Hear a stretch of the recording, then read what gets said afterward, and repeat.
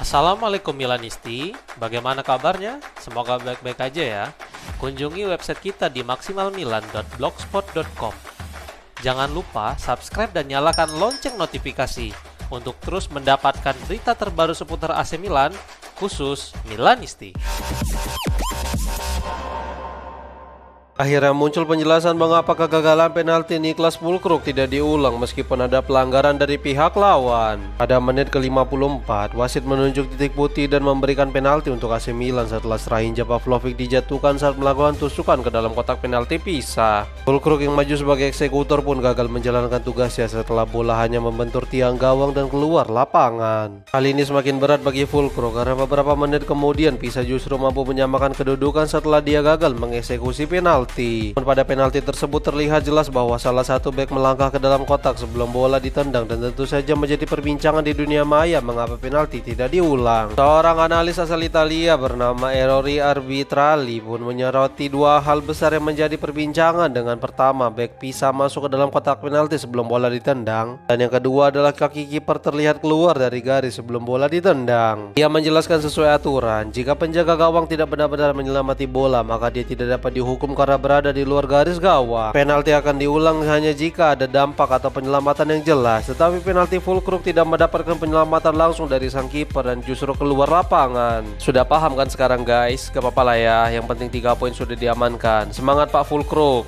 Gol kemenangan Luka Modric terus menjaga asa AC Milan untuk ikut dalam perburuan Scudetto menurut sebuah laporan. Pada usia 40 tahun, jelas performa Modric di lini tengah Diavolo sangat luar biasa. Terlebih sekarang dia terus menjadi jantung permainan di tim asuhan Massimiliano Allegri. Beberapa kali dalam beberapa pertandingan terakhir, Modric memang melakukan kesalahan, tetapi pada akhirnya perannya sangat penting bagi tim menjaga posisi mereka sejauh ini. Corriere della Sera bahkan menuliskan bahwa Milan harus berterima kasih kepada Modric karena perannya dalam mengantarkan Milan sepanjang musim ini. Berikut laporan surat kabar tersebut disampaikan melalui Milan News. Modric penangkap mimpi jika Rossoneri masih hidup, jika mereka masih bersaing untuk Scudetto, jika dengan 14 pertandingan tersisa mereka masih bersaing untuk mendapatkan bintang kedua, maka itu berkat juara besar mereka, tulisnya. Sulit memang untuk membantah pernyataan dari surat kabar tersebut karena Milan yang sekarang berjarak 5 poin dari Inter jelas tidak lepas dari peran besar Modric pada lini tengah tim. Mari kita berharap semoga bintang kedua bisa menjadi kenyataan pada akhir musim nanti.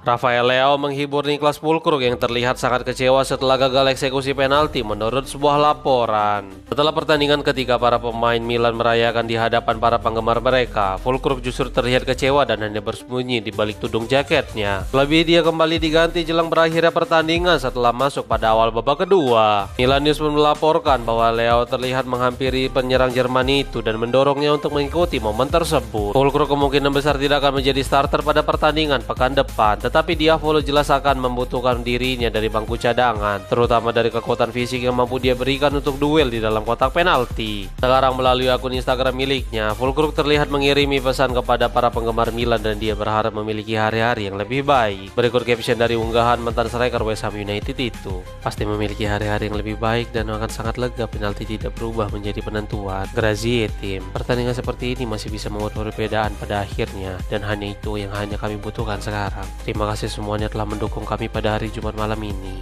Semoga akhir pekan kalian menyenangkan. Rossoneri, tulisnya.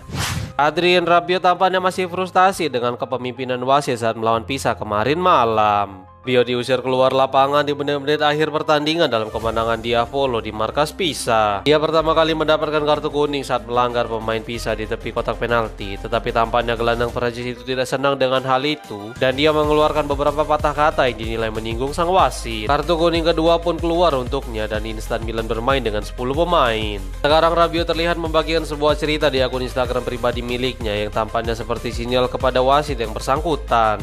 Dia terlihat seperti memberitahu bahwa bek Pisa masuk ke dalam kotak penalti sebelum bola ditendang Niklas Füllkrug, sementara kiper juga keluar dari garis gawang. Namun sesuai aturan, keputusan dari wasit sudah tepat karena tidak ada satupun pelanggaran ini yang dapat disahkan karena hasilnya. Namun bisa kita pahamilah betapa frustrasinya Rabiot dengan kepemimpinan wasit Fabri. Ya siapa tahu ada yang masih ingat sama insiden gol anti Rebic di musim Milan raih Scudetto. AC Milan Primavera sukses taklukan 10 pemain Genoa kemarin dalam lanjutan kompetisi Liga. Pertandingan tim junior Diavolo cukup mirip dengan para seniornya beberapa hari yang lalu saat menumbangkan Pisa. Namun kali ini Milan yang mendapatkan keuntungan setelah 30 menit laga berjalan. Tim tuan rumah harus bermain dengan 10 orang karena Filippo Carboni menerima kartu merah. Milan mampu unggul lebih dulu tepatnya sebelum berakhir babak pertama melalui gol dari Niras Pereira. Pada babak kedua, Milan terus mendominasi permainan meskipun Genoa beberapa kali mendapatkan peluang, tetapi Rossoneri justru memperlebar jarak melalui gol Francesco Domnitei pada menit ke-69. Genoa pun akhirnya mampu mencetak gol hiburan pada tambahan waktu, tetapi gol itu tidak mengubah apapun karena pada akhirnya skor 1-2 bertahan hingga peluit panjang dibunyikan. Dengan hasil ini, tim muda Milan masih terjebak di urutan ke-9 klasemen sementara dengan mengoleksi 34 poin, sama seperti Genoa. Ardon Jasari dan Samuel Erici bersaing ketat untuk mengisi peran yang ditinggalkan oleh Adrien Rabiot. Rabiot tidak akan dapat bermain pada pertandingan melawan Como karena pada pertandingan melawan Pisa beberapa hari yang lalu dia mendapatkan kartu kuning kedua dan diusir keluar lapangan. Hal ini membuat gelandang Prancis itu harus melewatkan pertandingan melawan tim dari jarum grup itu. Jelas ini merupakan kerugian tersendiri bagi Diavolo karena mereka akan tanpa gelandang andalan mereka pada pertandingan penting tengah pekan depan. Namun ini akan menjadi berkah tersendiri bagi Jasari dan Ricci yang terus berjuang mendapatkan menit bermain di bawah asuhan Massimiliano Allegri. Lawan Pisa kemarin, Ricci menjadi salah satu aktor kunci setelah dia memberikan assist untuk gol kemenangan yang dicetak oleh Luka Modric. Sedangkan di sisi lain, Jasari juga terus menampilkan penampilan yang terus meningkat setiap diberikan kesempatan oleh pelatih. Mari kita tunggu siapa yang akan mengisi posisi gelandang kiri melawan Como.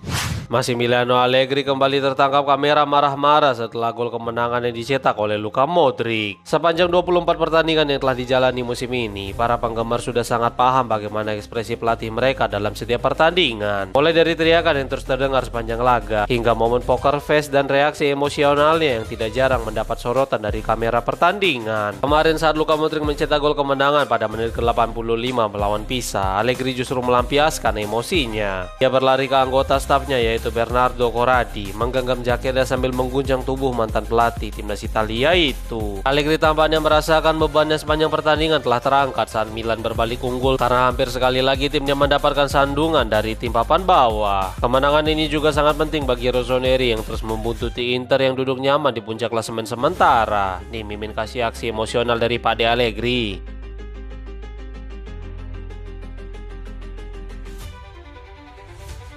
AC Milan kirim delegasi untuk mempelajari markas baru milik Everton dalam lanjutan proyek San Siro yang baru menurut sebuah laporan. Gazzetta dello Sport mengutip The Times yang melaporkan bahwa Milan baru-baru ini mengirim delegasi mereka ke kota Liverpool untuk mengunjungi stadion baru milik Everton yaitu Stadion Hill Dickinson. Laporan tersebut menyatakan perwakilan Milan menonton big match melawan Tottenham pada 10 Februari lalu. Selain informasi tentang pembangunan stadion baru, Diavolo juga melakukan hal ini demi mengetahui tentang semua manfaat tambahan yang bisa mereka dapatkan di stadion modern. Ini melingkupi operasi umum, ruang VIP, keramahan dari para petugas, ruang untuk penyiar, dan tempat untuk para penggemar. Singkatnya, Milan ingin mendapatkan sebanyak mungkin informasi tentang semua aspek stadion dan itulah mengapa mereka mengirim 5 orang dari klub menuju Inggris. Stadion Everton hanyalah salah satu dari banyak tujuan dari studi mereka, yang sama seperti saat Rossoneri yang terinspirasi dengan stadion baru milik Tottenham Hotspur.